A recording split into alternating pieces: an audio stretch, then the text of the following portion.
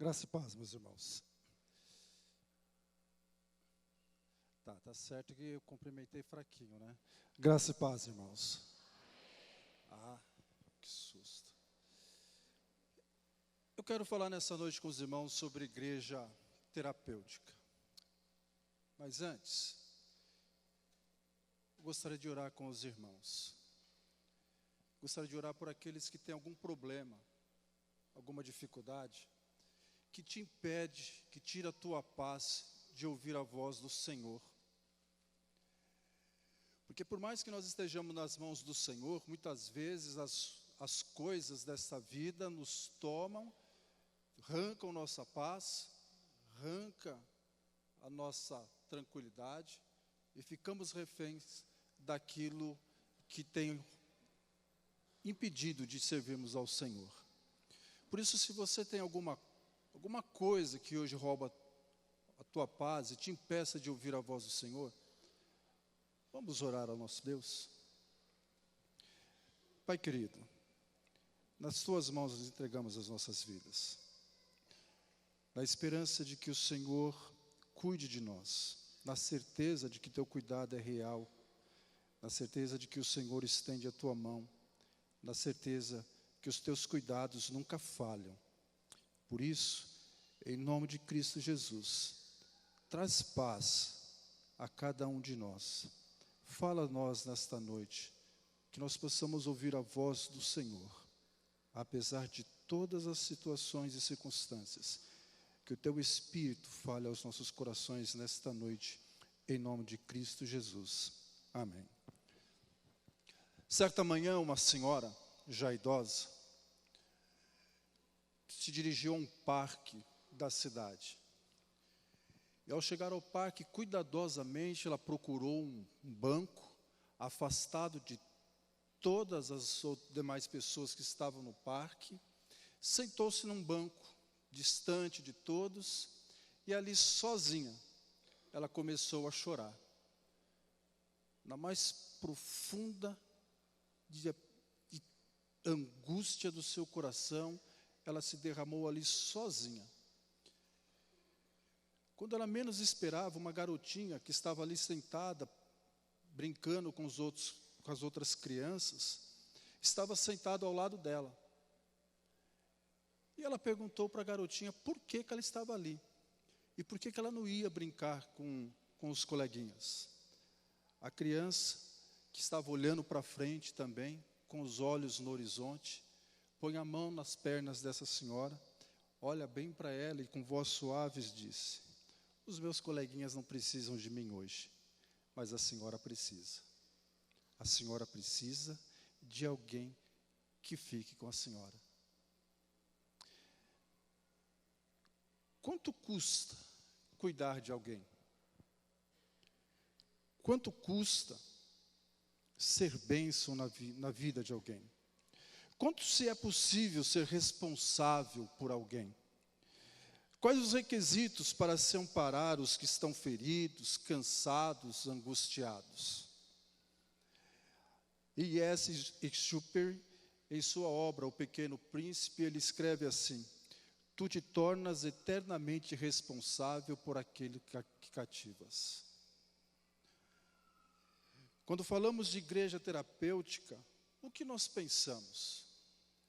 Quando nós falamos que os aflitos, doentes, cansados, sobrecarregados, tribulados, os enfermos podem vir para esta igreja, porque aqueles serão amparados, o que nós temos na nossa mente? O que paira em nosso coração? Pensando nisso, eu gostaria de convidar os irmãos a abrir as suas Bíblias em Efésios capítulo 4, do verso 1 ao verso de número 6.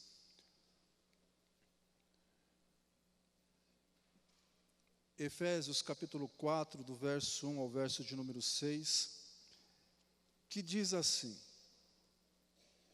como prisioneiro no Senhor, rogo-lhes que vivam de maneira digna da vocação que receberam. Sejam completamente humildes e dóceis e sejam pacientes, suportando uns aos outros com amor. Façam todo o esforço para conservar a unidade do Espírito pelo vínculo da paz. Há um só Senhor, há um só corpo e um só Espírito, assim como a esperança para a qual vocês foram chamados é uma só. Há um só Senhor, uma só fé, um só batismo, um só Deus e Pai de todos, que é sobre todos, por meio de todos e em todos. Quero falar então sobre o sentido do cuidado. O que significa cuidar de alguém? Em tempos de pós-modernidade ou de hipermodernidade, falar de cuidado interpessoal é uma coisa extremamente gigante. Porque hoje as pessoas se relacionam de forma virtual. Os contatos agora, eles são virtuais. Eles, na realidade, não existem. Pessoas que se mostram felizes, mas que são profundamente enterradas nas suas tristezas, angústias e dores. Falar de cuidado interpessoal, falar de cuidar de alguém, falar de abraçar e ser companheiro, é um desafio extremamente grande para uma igreja que quer ser cuidadora, terapêutica. Não porque ninguém precise, não, pelo contrário. O que mais se precisa hoje é de pessoas que cuidem de pessoas. O que mais se precisa hoje é de alguém que abrace alguém. Coisas pequenas revelam isso. Talvez na sua casa não seja igual na minha, mas um dia nós estávamos em casa, o Felipe no quarto dele, a Marcela no quarto dela, a gente lá embaixo, falando pelo WhatsApp. Cuidar de pessoas, às vezes, se tornou um desafio tão grande, tão gigante, que nós não conseguimos mais romper essa barreira. Uma das coisas mais difíceis é mostrar a um doente que não quer saber, não quer aceitar a sua doença, de que ele precisa de tratamento, que ele precisa ser cuidado, que ele precisa passar por um processo de cura. E hoje eu fui profundamente abençoado por um irmão quando eu cheguei ali. Eu não vou dizer o nome dele porque eu não pedi autorização. Mas ao descer, o irmão me enriqueceu profundamente ao dar o testemunho de vida dele. Faz hemodiálise 3 vezes por semana, mas continua rindo, feliz. Viaja, nada impede que ele seja ele mesmo.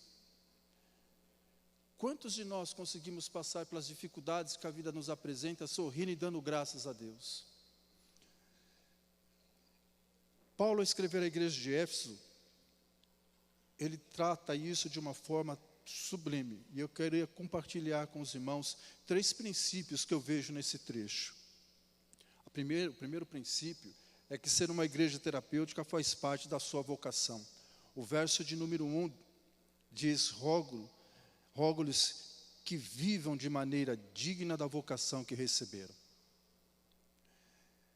Este apelo de Paulo vai fazendo um contraste com a velha vida que nós vivíamos antes de Cristo, que ele descreve lá no capítulo 2, verso 1 e 2, quando ele diz: e vos concedeu vida, estando vós mortos em vossos pecados e delitos, ou, como a NVI diz, vós mortos nas vossas transgressões e pecados, nos quais andastes no passado, conforme o curso desse sistema mundial, de acordo com o príncipe do poder dos ares, o espírito que agora está atuando nos que vivem na desobediência.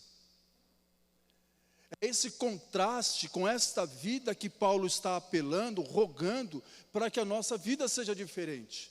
A vocação que fomos chamados, ela nos molda e nos transforma a ser diferente deste mundo, com a vida que agora nós recebemos. Se antes nós estávamos mortos, agora nós estamos vivos. Como ele apresenta no capítulo 1, versos 5 a 8. Que ele nos predestinou para sermos adotados como filhos por meio de Jesus Cristo. Essa é a vida que Cristo nos concede, de agora sermos herdeiros de novidade, esta vida de transformação, que o mundo perceba e queira estar conosco. Esse trajeto se torna claro ao conhecer a graça de Deus em Cristo Jesus, em sermos filhos de Deus e servir com dedicação na proclamação do Evangelho do Senhor.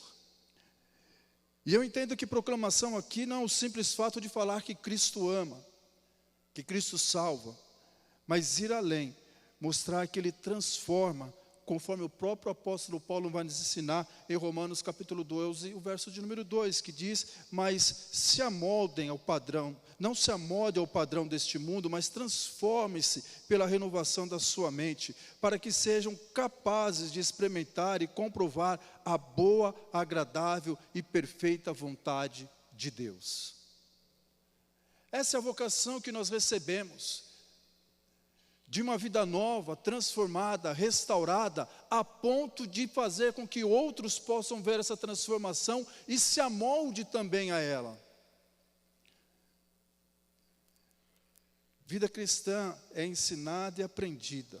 Quando negligenciado o discipulado, via de regra, teremos membros doentes, fracos, sem vidas e apáticos. Para que nós temos pequenos grupos? Por que os grupos pequenos existem? Para que nós possamos ser discipulados, tratados, receber o alimento, para que possamos crescer, para que possamos aprender o significado da palavra igreja terapêutica, para entendermos qual é o significado da dor um do outro. E neste ponto que a nossa vocação é requerida, quando temos que ficar frente a frente um do outro, para falar daquilo que nós sentimos, abrir os nossos corações. É nesse momento que a nossa vocação é trazida à tona.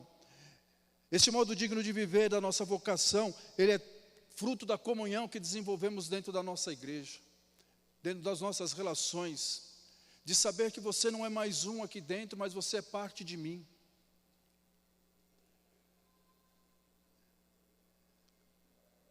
É fruto da comunhão, do achego, do apego, do estar próximo. Alguém pode perguntar: com Deus, pastor? Não, com cada um de nós, de você comigo, de eu com você. Não só de Deus, mas com o seu povo, com a sua igreja, com o seu corpo, com a família. É para isso que a nossa comunhão serve, para nos relacionarmos, para nos estreitarmos, para estarmos próximos um do outro. Uma igreja que vive uma aparente comunhão, ela só tem aparência de viva, mas há muito tempo ela está morta. Uma igreja que apenas demonstra estar se relacionando um com o outro, ela há muito tempo já morreu. E nesse ponto eu sou levado ao segundo princípio de uma igreja terapêutica. Ser uma igreja terapêutica faz parte do seu viver diário. O verso 2 e 3 diz que sejam completamente humildes, dóceis e sejam pacientes, suportando uns aos outros com amor. Façam todo o esforço para conservarem a unidade do Espírito pelo vínculo da paz. Ok, eu sei que muitos vão dizer: ô, coisinha difícil essa aí, hein, pastor? Porque tem gente que é difícil de digerir, é difícil de engolir, quanto mais de digerir. Há situações que você está pronto para responder, não tem? Aquela que a resposta vem na ponta da boca, assim, está para cair dela, e você tem que segurar, porque senão você descarrega todo o seu mar de angústia, decepções e frustrações sobre o outro. Ou quando você brinca com alguém entende mal a sua brincadeira e descarrega toda a sua dor sobre você. Ou quando você pensa que está sendo bênção para alguém, e esse alguém simplesmente destila todo o seu fel contra você. Eu sei, é difícil, mas vida digna do chamado de Deus é a que está em comunhão com o corpo de Cristo. Esta comunhão que se fundamenta nas 4 virtudes que Paulo apresenta nesse texto. E mais, que se funde e se fundamenta na enfática e imperativa ordem: sejam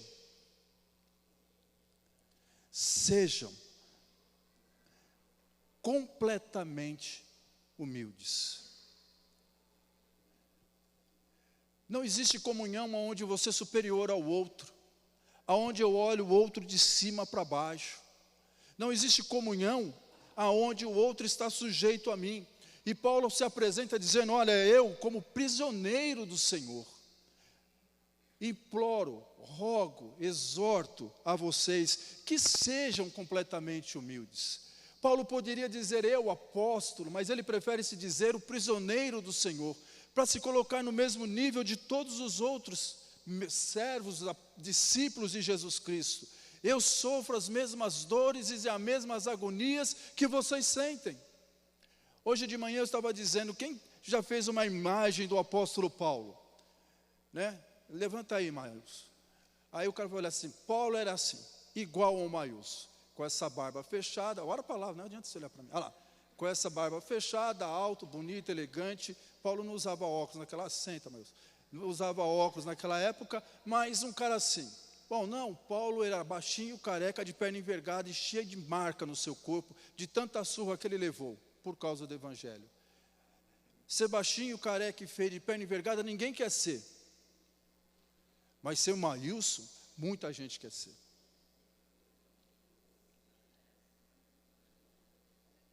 Assobiaram lá atrás, Maílson. Sejam totalmente humildes, completamente humildes. Humildade é uma palavra nova e só vai ganhar valor no Novo Testamento por causa do sacrifício de Jesus Cristo, descrito lá em Filipenses capítulo 2, do verso 5 a 11, que vai dizer assim, olha, seja a atitude de vocês a mesma de Cristo Jesus, que embora sendo Deus, não considerou que ser igual a Deus era algo que devia apegar-se, mas esvaziou-se a si mesmo, vindo a ser servo, tornando-se semelhante aos homens, e sendo encontrado em forma humana, humilhou-se a si mesmo, e foi obediente até a morte, e morte de cruz. Por isso, Deus o exaltou a mais alta posição, ele deu o nome que está acima de todo o nome, para que ao nome de Jesus Cristo se dobre todos os joelhos no céu, na terra e debaixo da terra, e toda a língua confesse que Jesus Cristo é o Senhor. Se esse não é o seu sentimento, você precisa rever o seu princípio e os seus valores. Se porque você é pastor, você não cumprimenta o outro, você precisa rever os seus conceitos. Se porque você é líder, você não cumprimenta o outro, você precisa rever o seu conceito. Porque você canta, prega, vai aqui na frente, ou faz qualquer outra coisa, você não cumprimenta o outro que não faz, você precisa rever os seus conceitos. Sejam completamente dóceis. O adjetivo praus no grego, quem gosta de falar de grego é o pastor Ramírez. Era empregado para designar um animal completamente disciplinado e sob controle. Essa é a palavra dócil aqui. Completamente dominado e sob controle. Sobre disciplina. A ideia a ser desenvolvida aqui é ser amável, suave no trato, de caráter dócil nas relações, no trato, atitudes na igreja, de um para com o outro, de você poder ter palavras doces, amáveis, para aquele que se aproxima de você. Às vezes um tapinha nas costas faz tão bem, não faz? Quando você está lá, entregue na sua tristeza, alguém te dá um abraço, é o melhor abraço que você já recebeu na vida. Sabe quando a comida é mais gostosa? Quando você está com muita fome. Hoje o Felipe queimou o arroz, a gente estava com fome, comeu o arroz do mesmo jeito, né? Fazer o quê? Não dava mais tempo de fazer outro. E estava bom, estava com fome. Sejam completamente pacientes. Está aí um negócio que em nossos dias vale ouro. Paciência. A gente não tem muita paciência para ouvir, a gente não tem muita paciência para tratar. Quando a gente passa, a pessoa vai falando, você, tá. Não é assim? Vai falando, meu irmão, que eu estou aqui fazendo um negócio. Vai falando que enquanto você está falando aqui, não, eu estou prestando atenção, eu estou fazendo aqui, não estou olhando para você, mas eu estou fazendo. Pode falar. Ser paciente é você parar para olhar para alguém nos olhos dele e falar assim, descarrega o seu caminhão aí. Ser paciente é você parar, olhar para o seu irmão e falar assim, olha, estou aqui. Vou sentar e vou te ouvir. Paulo está ensinando a não ter pressa para responder, para retribuir, para agir. Existem momentos que você não responde à ofensa, parece que vai explodir. Quando alguém te trata mal e você segura para não responder, parece que você explode. Já que você não explode aqui, você explode na sua casa, descarrega todo o seu ódio que você ficou naquele momento em algum lugar. E Paulo está dizendo, não, olha, seja paciente, dá lugar à ira, deixa a ira passar, deixa ela ir embora.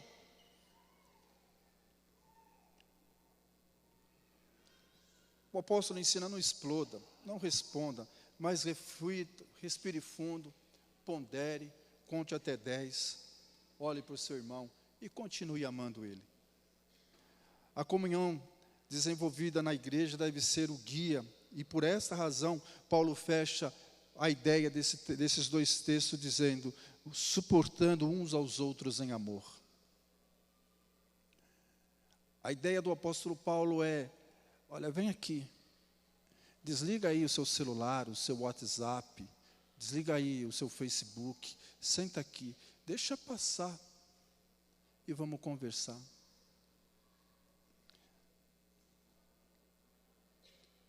A comunhão aqui chamada é novamente o exemplo de Cristo, aquele que tudo suportou por amor.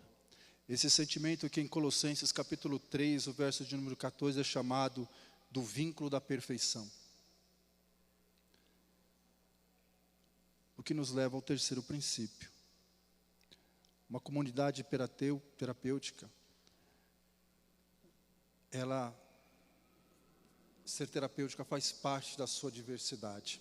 O verso de 4 a 6, há um só corpo, um só espírito, assim como a esperança para a qual vocês foram chamados é uma só. Há um só Senhor, uma só fé, um só batismo, um só Deus e Pai de todos, que é sobre todos, por meio de todos e em todos. A ideia de unidade, meus irmãos, não é sinônimo de fim de diversidade. Não é fim da pessoalidade. Eu não posso deixar de ser eu. Eu não posso deixar de ser o Ricardo. Eu não posso deixar de ter os meus gostos. Não posso deixar de ter as minhas paixões. Ser unido a você não significa que eu tenho que aceitar, torcer pelo seu time. Graças a Deus por isso. Não significa que eu tenho que gostar das mesmas músicas que você. Se eu tivesse que gostar das mesmas músicas que a Márcia gosta, eu teria que me matar. Se eu tivesse que aceitar as coisas que o Felipe apregoa, eu teria que desistir da minha vida. Se eu tivesse que ser qualquer um de vocês, eu deixaria de existir, porque não existe espaço para mim, senão dentro de mim mesmo. Não existe lugar para você, se não for em você mesmo. E Jesus não te chamou para você deixar de ser você. Jesus te chamou para que você faça parte deste corpo, com as suas diferenças, com os seus limites, com os seus problemas, com as suas dores, com os seus sofrimentos.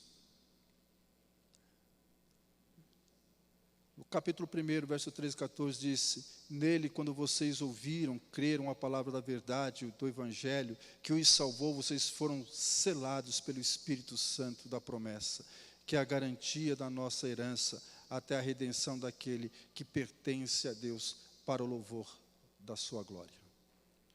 Para isso que nós fomos chamados. A ideia é de que você não precisa deixar de ser você.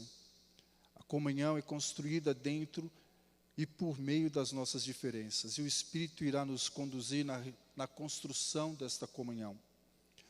Mas cabe a nós alinhavar e costurar esta comunhão.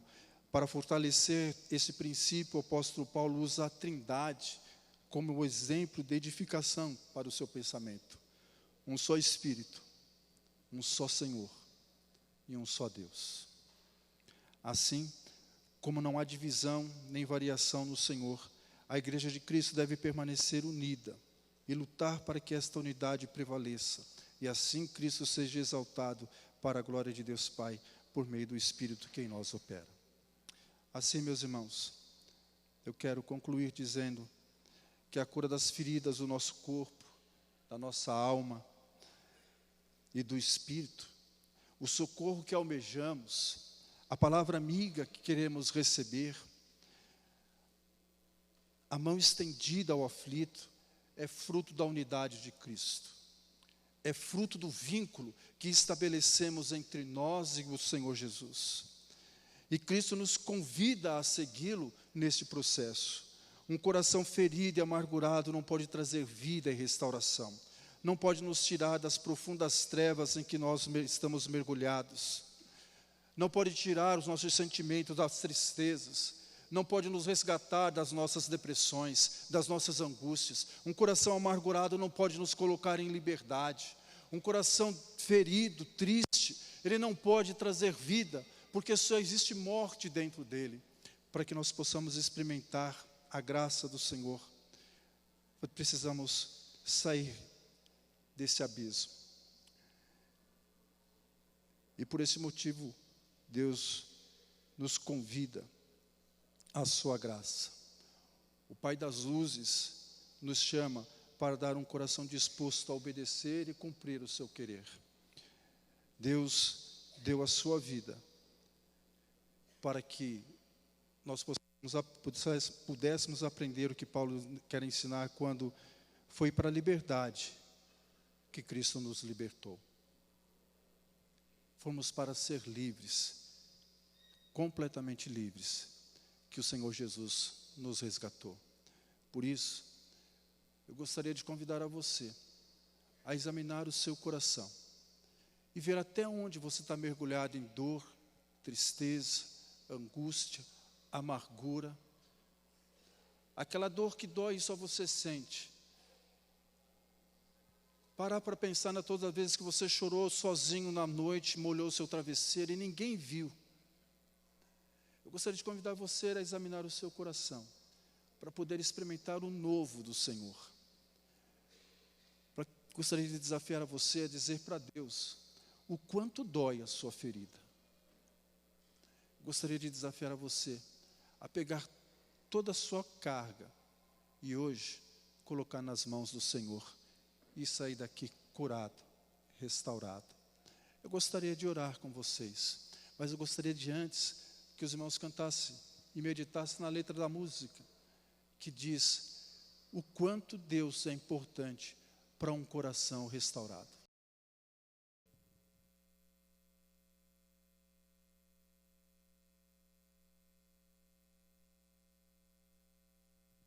Não vale a pena guardar para você as suas amarguras. Se você quer ter um coração igual ao de Deus, puro, livre, salvo, restaurado, é só você dizer para o Senhor: Senhor, eis-me aqui. Deus não precisa de nada mirabolante.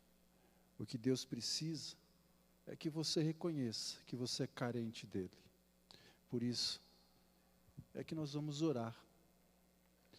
E eu oro na esperança de que você tenha entendido a palavra do Senhor. De que Deus pode fazer um milagre na sua vida. Transformar os seus fracassos em vitórias. O pastor falou dos 300 do Ramirão. Nós podemos ser os 700, os 1000, os 10.000, o 1 milhão. Quando eu puder olhar para você e dizer que eu te amo. Quando eu puder olhar para você e enxergar a sua dor e o teu sofrimento. Quando nós pudermos nos abraçar sem culpa, sem receio, sem reserva. Quando o coração do Senhor nos tomar por completo. Por isso eu gostaria de convidar vocês a orar. Vamos dar as mãos, meus irmãos. Nós somos um só corpo, um só povo. Para você que entrou aqui e não nos conhecia, viu, pastor? Se o irmão não conhecia, eu gostaria de apresentar para o irmão a melhor igreja. O Ramírez vai dizer que não. É o problema dele. Eu gostaria de apresentar para o irmão a melhor igreja. Para você que nos visita, saiba que essa aqui é o melhor lugar que você poderia estar. Não porque nós temos o melhor pastor. Não. Não temos os melhores pastores. Mas temos o melhor Senhor. Nós somos, nenhum aqui é melhor do que ninguém. Nós somos um só corpo, uma só família. E se você procura um lugar para ser amado, abraçado, cuidado, ter uma mão estendida, você chegou nesse lugar. Eu gostaria de orar para que hoje você saia daqui curado, no corpo, na alma e no seu espírito.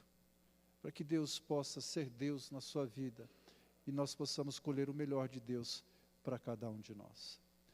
Pai querido, na tua presença nós nos colocamos. E eu quero, Pai, colocar nas tuas mãos a vida de cada um dos meus irmãos. Cada membro do teu corpo, cada membro do meu corpo.